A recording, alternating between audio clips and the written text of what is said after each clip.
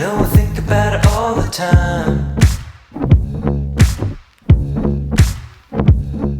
So hey guys, welcome to the second part of this video, and for this part of the video I'm simply going to be talking about the real life experiences of teenagers, or at least in my case, my own subjective experience. There are two routes that a teen movie could take. It could either overemphasize the teenage experience by calling it the best time of your life, which it was not. It was definitely not the best time of my life. And to call 6 years in high school where you're going through a whole bunch of shit the best time of your life, I feel like that is very dehumanizing for Hollywood to kind of make these films and depict your teenage years as being the best years of your life when you have like the rest of your life to have the best time of your life is really annoying. Because what if you're in high school and you just feel like this is the worst time of your life, but you are trying to make up for it by doing things that you wouldn't necessarily want to do because it's supposed to be the best time of your life when it is not.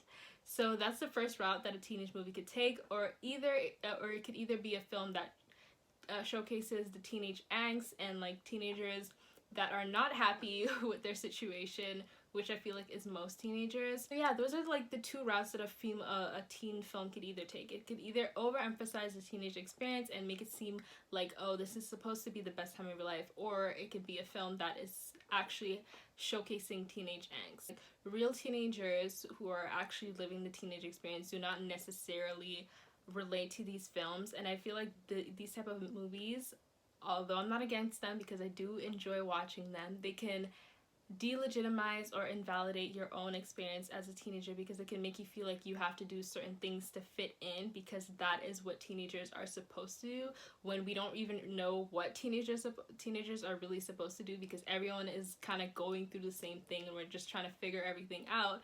But then you have these people in movies that are like out here just doing the most, and it's like, am I supposed to be eating the most? Is this what teenagers are supposed to do?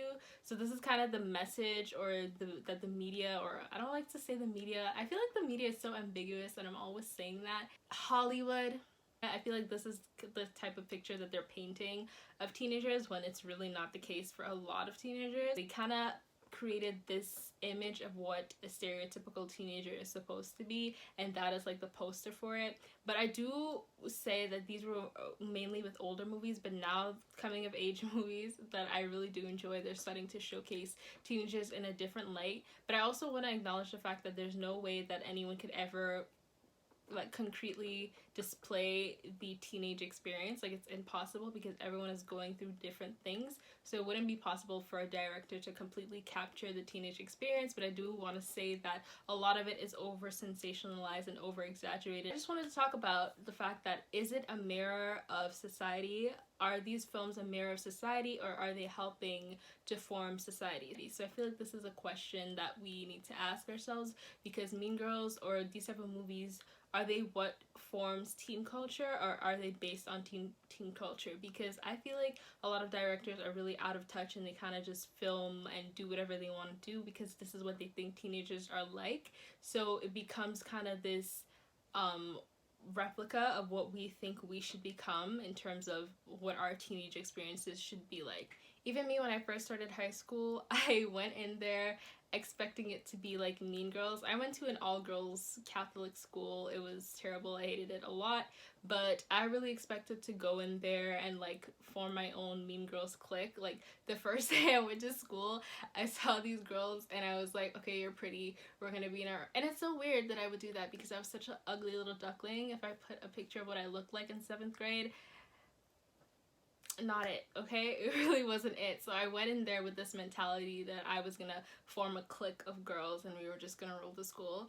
Yes, so that is why I'm saying that these type of movies, they kind of display a weird perception of what teenagers are like, because then they influence people, and then they go in high school and then they do what I did, and I was just like, it was really cringy. But it's so funny because I went in there expecting to dominate the school, and I left there with literally no friends, and I'm okay with that. Cut the cameras. Dead ass. The next thing I wanted to talk about was peaking in high school and the overemphasis on looks.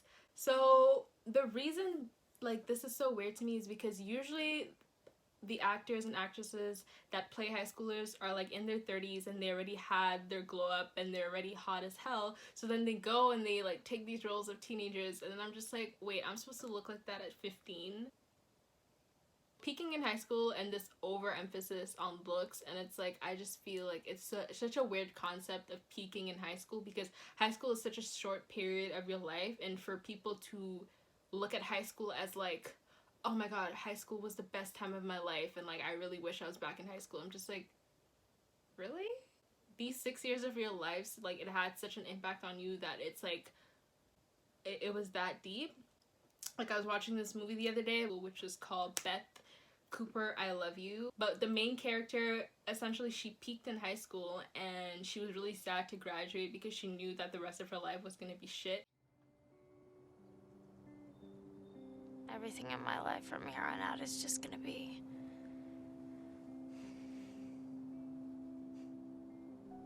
ordinary. So that sounds so depressing, but she like knew that the rest of her life was not going to be as good as it was in high school, which I just felt was really weird, considering high school is such a short period of your life, and the emphasis that is placed on high school by the media because it's meant to be the best time of your life is just weird, and it's just annoying because it's like high school is not, it's just not supposed to be the best time of your life.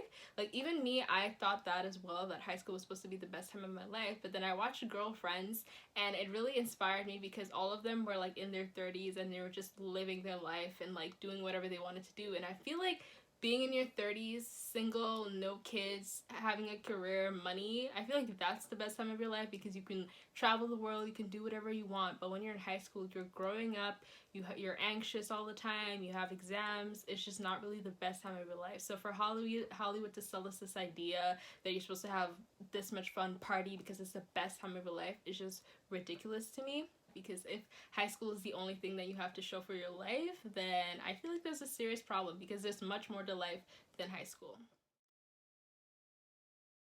So the third part of this video is the sensationalization of the main character trope. Essentially, what a main character is the character that the story is based on. It's the person that we're following throughout the story, the person that we want to know what's happening, what's going on with them. So essentially, what a main character would look like is Regina George from Mean Girls, or Cher from Clueless, or the Heathers. So a main character is sociable, popular, pretty, usually blonde, skinny, rich. Like, a main character is essentially that bitch. So I understand why a lot of people would feel inferior when they watch these movies and they can't necessarily relate in terms of looks and socioeconomic status to these characters. So that's why they wouldn't feel like the main character of their own stories. But with like TikTok, people are starting to gain more confidence and they're trying to call themselves the main characters of their own stories. And it's like, obviously you are the main character of your own story because it's your life, but not a lot of people would feel this way because of the way that teenagers are represented by the films that display the main character and the ideal teenager.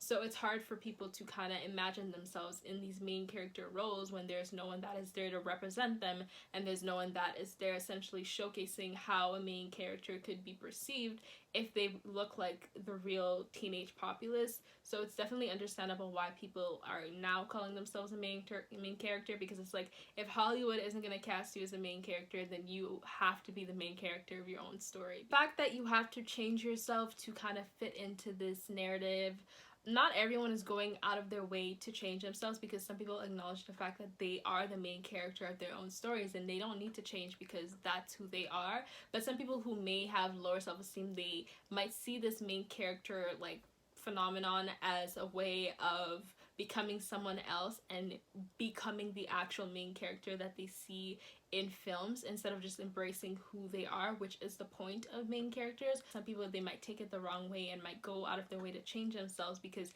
they want to embody what a main character would look like in a movie, which is not the case, which is not what you should be doing. So secondly, I feel like it's all founded kind of in a lie. So the main character trope in cinema, it's like you are the main character of your story. So if you're the high schooler, the main character is usually like popular, or actually main characters are usually losers that then, oh my god, I can't, characters are usually losers that change themselves to become main characters. So you can see where there is a problem, because you have to go out of your way to change yourself to then be taken seriously and be considered a main character. So even if it, like, as a parallel to what's going on in reality in terms of the main character trend and to how it is in cinema, it's the same thing, because essentially you're changing who you are to become the main character and to be accepted by society or to be accepted by your peers. So it's all founded in a lie, because there's nothing wrong with being a side character. Like, they make it seem like being a side character is the worst thing in the world and you're gonna, like, die if you're a side character. But it's like, if you're comfortable with who you are as a person, then why would you feel the need to go out of your way to change yourself to be accepted by other people? You can just chill in who you are. But this main character trend, I feel like, is making a lot of people feel like they may have to change themselves to be perceived a certain way, to be accepted by society, to be considered the main character. But if you're a main character, you're just a main character. You don't need to change yourself because you are the main character. So you might feel like you have to go out of your way to embody these traits, but it's like, if you're not a sociable person, then you're just not a sociable person. Like, you don't need to, you can try to be one, but like, you don't have to, because you feel like you need to be a certain way to be accepted. For example, it's so weird because considering I'm a Leo, so it's just weird that I'm not a sociable person, but I have a lot of earth signs in my chart, so maybe that's why. But I should be more sociable, but like, I just rather not do it, because it's just like, I can do it if I need to, because like, if I'm in a setting, I'm obviously gonna talk to people. Like, when I'm around people, I don't mind talking, but like, I would never go out of my way to be around people. I would never go out of my way to be in settings like that. I just would not do it. So I just know that's the type of person that I am. You're not the main character, you're still living your life, you know what I mean? You're still alive. Like, if there's something that you want to do, just go do. You don't need to change who you are to fit into some ideal of what people perceive to be the main character. Like, who actually cares? Yeah, so what if you are not the main character? Like, what if you don't look like a main character? What if you are not what Hollywood shows a main character to be? One of my ultimate favorite movies is Not Another Teenage Movie, which is based on, I think it's She's All That. That movie, I didn't even know Not Another Teenage Movie was based off of She's All That, but like, I loved that movie. Like, I would watch it all the time, and the funny thing is, I would watch it when I was like 8, so I don't understand why I was watching those type of movies when I was so young. Let me ask you a question. Why is it every time I tell a guy they can put it wherever they want, they always stick it? But basically, in that movie, She's All That, the main character, who's kind of this nerdy artistic girl who's actually really hot, she takes off her glasses and she becomes even more hot, and then she's like the main character for some reason. So that's another way that the main character could be perceived. Like, she goes out of her way to change herself when like all along she was really pretty and she just took her glasses off. So it made absolutely no sense. Like, what if you're not the main character? Then is your teenage experience any less valid because you don't fit into these ideals of what a teenager should be, what a teenager should do, how a teenager should act? Is your teenage experience any less validated? Are you gonna regret certain things that you didn't do? Are there certain things that you wish you would have done that you didn't do because you didn't want to? So it's like, you're always going to be coming back and thinking about it, and it's like, should I have done this differently? Because,